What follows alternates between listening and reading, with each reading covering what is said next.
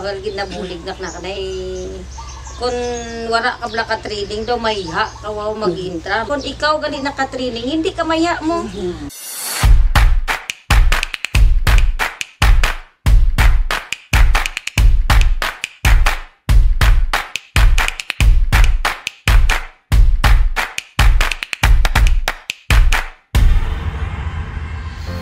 Ang na problema lang namon digya sa amon nga barangay pag may disaster baha kitang number 1 tungod rapid kami sa Sapa.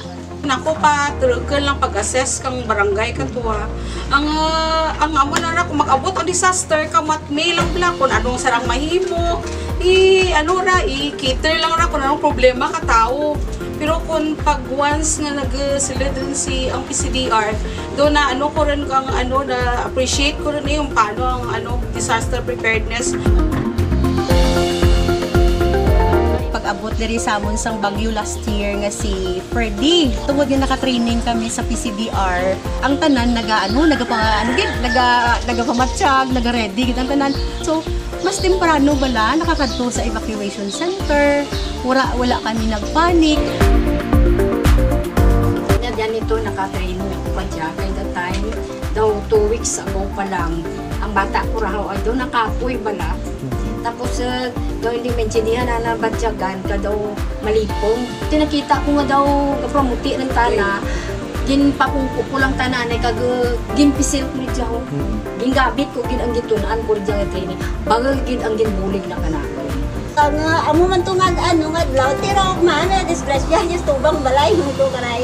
Kamo to jay bawal pilas naman jay tuhod na. Tapos jay duro tatlo sanda sa sangka motor mo matumpa gid. Ang ginano ko lang to gani krami gid natunaan ako. Kagami may gobag kami duro to gamit namon. Ang PCDR bahal gid ang ginbulig na kanamon no sa amon nga barangay kay gintuguruan naman kami kang livelihood. Ang pili namon nga livelihood amo ang torneri kag ang taho sa labat. Pasalamat kami sa PCDR kay na kami gintuguruan kang food processor. Di amo to ang gingamit namon para nga imbis ka makuskos amo to ang gingamit.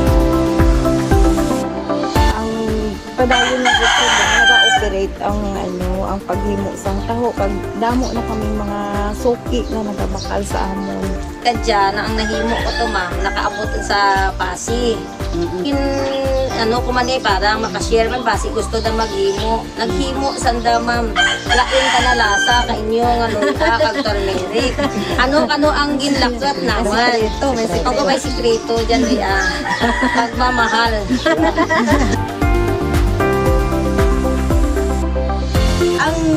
Ang pinaka-focus namon by end of this year, ang pinaka-income sang DPC sa Trusher bulbaan to sa namon sa emergency fund mo.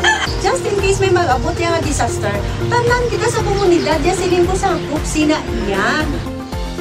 So ako, bakal gid nabulig na kanay kun wala ka bla ka training do mahiha kawaw mag-intra mabulig ka to wala ka ti namanan. Kun ikaw gali naka-training hindi ka maya mo. Kami nga nag-training, alert kami man kung ano ang matabo, dyan kami handa kami nga magbulig kag alert kami. Nagapasalamat din kami kabagali sa nag-open naman sa training pag-sponsor. Kaya tingin kung wala sanda, wala kami di namanan. Kag wala naman ma-apply ang gitudo na kay naman. Lucky gid kami. I am so thankful and so grateful. Kag kabay pa nga hindi magkataka si Hanifer kag si PCDR sa pagpadayon sa pagsuporta kanamo. Tungod kami wala gid kami nagakataka kag sige gid kami nga gina-enjoy namon. Gina-enjoy gid namon ang tanan nga blessings kag gintugro ka namon.